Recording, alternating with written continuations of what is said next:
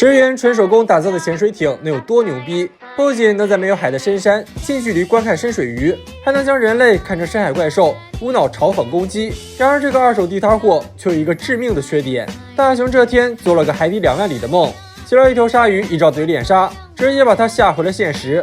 一睁眼就看到一个巨型信封空降家中。据小德拉所说，这是未来的无人上门推销，里面会介绍各种未来商店的奇葩商品，而里面正好就有个深海潜水艇。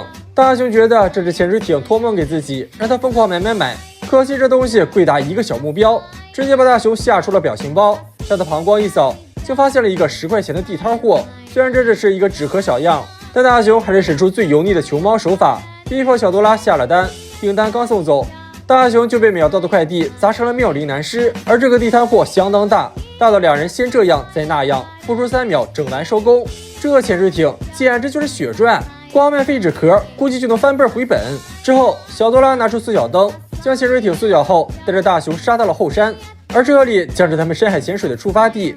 大雄一招怼定杀，将小多拉推进内部，接着关闭舱门，外界就莫名其妙变成了大海的感觉。而2人的深海之旅也正式开启。只见潜水艇潜入水中，带着他们感受海底2万里。别看外面珊瑚鱼类应有尽有，但只要按下窗户旁的按钮，就会切换回外面真实的世界。比如这头40米长的深海水母，实际是一个离家出走的气球；再比如这头深海巨型蟑螂，实际是公园的轮胎。眼看气氛都被自己破坏的差不多了，大雄便决定当回老司机，向着深海一路进发。他们在这里发现了一座古迹，决定把它当成亚特兰蒂斯来探索一番。没想到一进城就发现了 N 个小目标的财宝，还好大雄没捡漏，否则就要变成收破烂的了。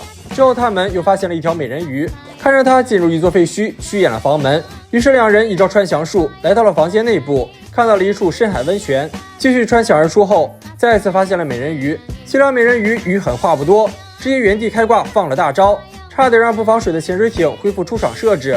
逃出升天的2人看到了海雪。据小多拉所说，这些是生活在海里的浮游生物，实则是虎妈弹起了胖虎自出生就没洗过的被子，那味道是臭里透着酸，简直棒极了。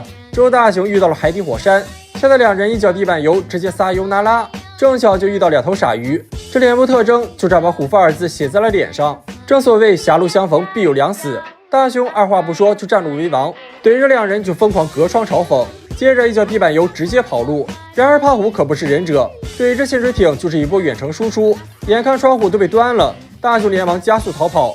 岂料胖虎一招蹲位拉扯，外加一招大力狂拽，在把自己摔成妙龄男尸的同时，也让潜水艇彻底失控，眼看要掉进火山变成烤肉。大雄连忙紧急上浮，本以为躲过了这波致命伤，可意外还是如期而至。因为制作时偷工减料，操控台直接散架，而上浮的潜水艇也一个180度旋转，朝着火山就是一波死亡下坠。潜水艇内瞬间变成烤肉现场。2人虽然逃了出来，可因为砸翻了虎父2人的 BBQ 趴，真正的危险估计从此刻才真正开始。